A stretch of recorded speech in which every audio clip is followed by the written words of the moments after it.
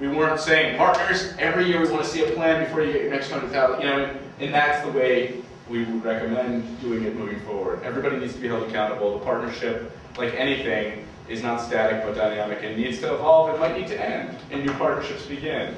On the facility side, we've been very mindful of strategic relationships that are both politically juiced as well as have land. You know, and this anybody who can bring land at the beginning of a capital plan has a seat at the table. And then what we do with that, you know, because the city's like dying, they're beating the pavement, they can't find a site, especially a 100,000 or 50,000 square foot site.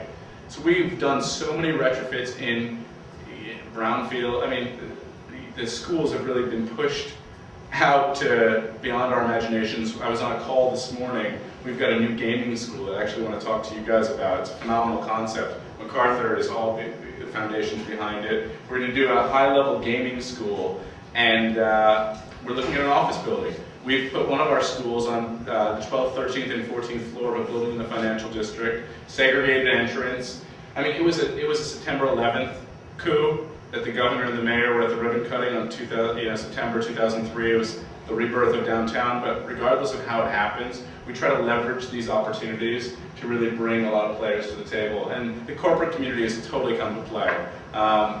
Some friendly corporates, some politically not so savory corporates, but regardless, there's the recognition that this is A, working, and B, we need their expertise. We don't want their money even, we want their expertise and we want their opportunities for kids. So that's a whole set of partnerships. And they're interested in building buildings too, but building below 125th Street in Manhattan is really prohibitive. So a lot of our work is in the boroughs, but you had a question, Jeff? Yeah, could you tell a little bit about the boot camp you run for partners, principals and partners who want to start a school?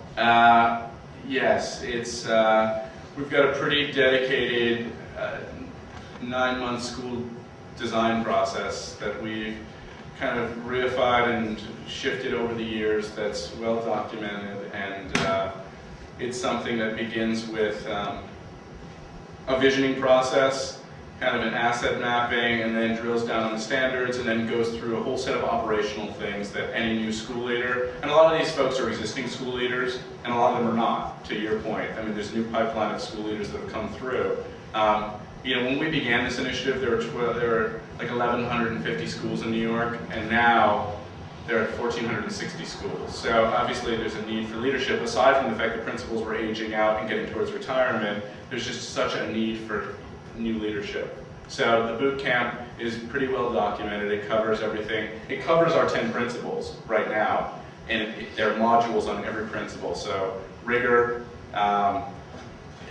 professional development and collaboration, strategic partnerships, youth development is a big part of it, technology and how it relates to your curriculum, all the way down to, I mean, they're the 10 principles that kind of run the gamut. So do they have seat time where they work on this? Or They do. They have seat time and they have virtual time. So we convene as an organization, and all the intermediaries, and a bunch of intermediaries have grown up in New York. I said the number is close to 300 new schools, and we've only done 90. So we did the bulk of the early schools and really set the tone, and we're the largest. But would you define an intermediary? Intermediary is a good question. In this context, it's an outside group that wants to shepherd in this immediate context, the school creation process. So it's like E3, Employers for Education Excellence here in Oregon. I mean, Outward Bound is an intermediary in New York. CUNY is an intermediary. I mean, they get a bunch of money from X, Gates, Carnegie Open Society, to start a bunch of new schools, and they pitch the foundations on a dedicated model. Our model was, we don't have a model. The foundation had a big issue with that. But we've gotten results beyond most folks.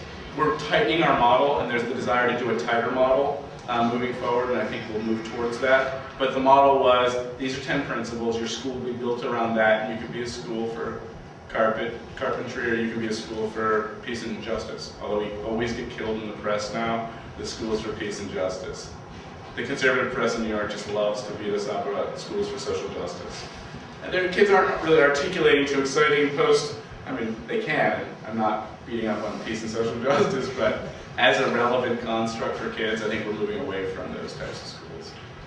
Question? You said you can go, the 10, I'm sorry, I came in late, I missed it, so maybe discuss it. Was it the 10 principles, was there any discussion of what those 10 principles are? Yeah, they're right here. Exactly. Pull them up. Kind of difficult to read. You can't read it, but I can read it. Yeah. We have to shoot 37. All right, so we've got rigorous instructional program, personalized relationships, clear focus and expectations, distributed leadership, professional development, school-based professional development and collaboration, meaningful continuous assessment, partnerships with community organizations, family and caregiver engagement, student participation, youth development, and effective use of technology and information resources. And it is a shame that that one is last and that one often falls off in terms of implementation. So the gaming school is our opportunity systemically to really develop some pilots out of the gaming school model and try to work with schools on integration of technology, because whiteboards are being used, but that is not technology integration. There's just so much more possibility that kids get really excited about and are effective ways to differentiate instruction. So Anyone that wants some of this stuff afterwards, if you'll give me your card and let me know what you want, we'll make sure you get it. Question? Could you talk a little bit more about the student that perhaps goes to the engineering but's into band and sports, and what kind of opportunities or what kind of opportunities are they not allowed because of that choice? They are allowed every possible opportunity. I would say, there's a fact I know, and I'll give you the fact to begin. There are 680 co-located schools in New York City. So, and at the high school level, I don't know the number, but it's probably upwards of 300, of 350, 375 high schools. So for co-located high school students in this model, the sky is the limit. And let me not overstate that. Extracurriculars are the sky. Program from a classroom content level, the schools have the ability to offer a breadth of programming, 100%. I mean, they have to hit all the content areas deeply, so schools can do that. Can a school do AP Physics necessarily? If it's a sports medicine school, or if it's sports medicine, it could. If it's a sports management school, maybe not, but ideally, and that's why the governance of the campus becomes so critical as a district function, the district would really facilitate shared professional development and shared APs, and our more enlightened campuses are getting to that place themselves. Because a lot of the small schools around here, not all of them, but some that we've worked with, that has become an issue. Yeah, no, I've heard about that. It's a huge issue, and one of the, we want basements, not ceilings, floors, not ceilings, so the idea needs to be, there needs to be a minimum number from a programmatic perspective by which you can offer breadth. Minimum number of students yields a minimum number of per pupil allocations, which drives to your staff, which drives to your scope. So that's been huge. We don't have schools below 400, with a couple of exceptions that are 80 below or 50 below, and that's a size issue. That's not a program issue. Thank you. Sure, good. I really think along those lines that you said a great line right at the beginning, and that's small sets the table.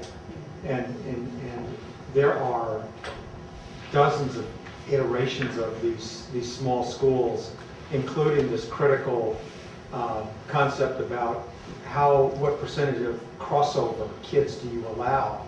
And Oregon has really, really struggled with that. We've struggled with our small school arrangement with that. But in fact, if you take out all of that, small just sets the table really for the possibilities that you envision and that works within your school system. And so there's a lot more conversation that's needed about that. But that captured it really well. Small sets the table. That's all it does. Mm-hmm. You really got to flesh out what goes on that table and how it all is going to interrelate to the whole. And that's the real body of work. There was a thing that we're building 5 new schools in Hillsborough, all designed by Malum. And there's a realization that I've come to kind of out of a necessity in Hillsborough, and that is we've run out of places in our central administration building to hold staff development opportunities. And this has kind of led me to look at the elementary cafeteria spaces that were